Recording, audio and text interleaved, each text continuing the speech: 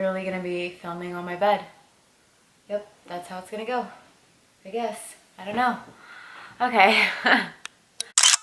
Hi, welcome back. If you are new to the channel, my name is Ray, and I share this channel with my best friend Shari. On this channel, we talk about mindset, self-love, self-acceptance, self-growth, and so much more, because we want others to know how powerful they are, both physically and mentally, because it's all about perspective. For today's video, Shari won't be joining us, so it's just me and you today.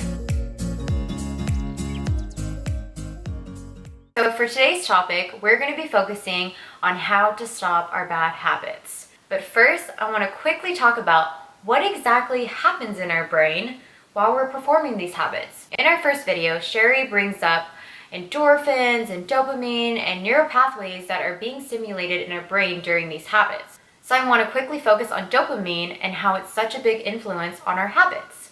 So you're probably wondering, what exactly is dopamine?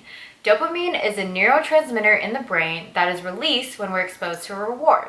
So perfect example, getting an A on a test from studying so hard, or rewarding yourself with ice cream from getting an A on the test. Now the reason why this is so important is because each time you perform these habits and you get a reward from it, these pathways are only going to want to seek more rewards. Dopamine has multiple pathways, but I'm only going to mention two. Thanks to Google and also neurosciencenews.com, I was able to find this picture. When dopamine is released, it is released from the ventral tegmentum area. And when it's released, it goes straight into the nucleus accumbens, which is associated with reward and motivation. And that pathway is the mesolimbic dopamine pathway. Another pathway is the mesocortical dopamine pathway. When VTA releases dopamine, it also goes into our frontal cortex. This is also associated with rewards, but it's also in charge of decision making. Pretty cool, I think. With the information I provided you, hopefully that gives you a better understanding of why bad habits are so hard to stop. So the key to stopping a bad habit is just by doing something different, replacing the habit with something different. Perfect example is going on our phones. So if you find yourself constantly going on your phone or on specific apps like Instagram, I'm going to give you a little tip. Move it or get rid of it. Some of you are probably thinking, there's no way I'm going to delete that. Instead, make it harder for yourself to actually get to the app. I used to go on Instagram a lot. It would be on the very first page of my phone.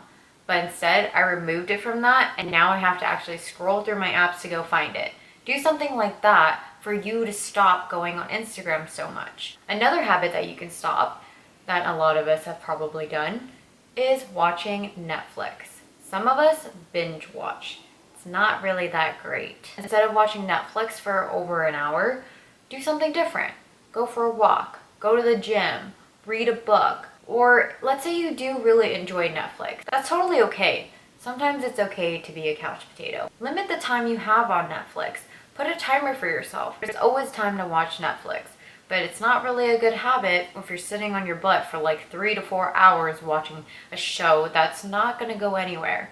Another example of bad habits that many of us are probably struggling with is bad thinking, negative thoughts. I mentioned this in the first video with Shari, that negative thinking is also a habit too. If you're constantly doing it, yes, it is a bad habit, but it's also not healthy. So do something about it. If you have all these thoughts in your head, write it down or talk to someone about it, because just keeping it in your head is not going to help and you're only going to feel worse. If you don't want to journal or you don't want to tell anyone about it, that's totally fine.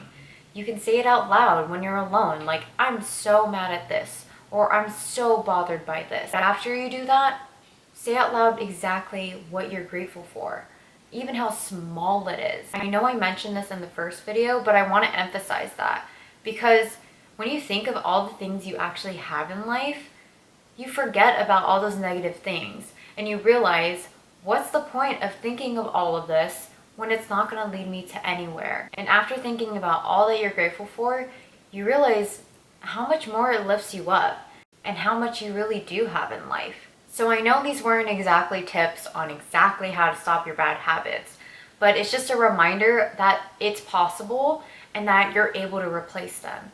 And remind yourself, the pathways in your brain are being stimulated each time you have these habits. So that's why getting rid of these bad habits aren't so easy. And if you find yourself struggling, that's okay.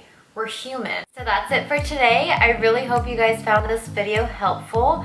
Please don't forget to like and subscribe. And I'd love to connect with you guys. So please leave a comment below on what more videos you would like from me and Shari. And also if this video was helpful at all or it was just really confusing. Hopefully not confusing though. If you'd like to connect more with me, I will leave my Instagram below in case you guys want to follow me.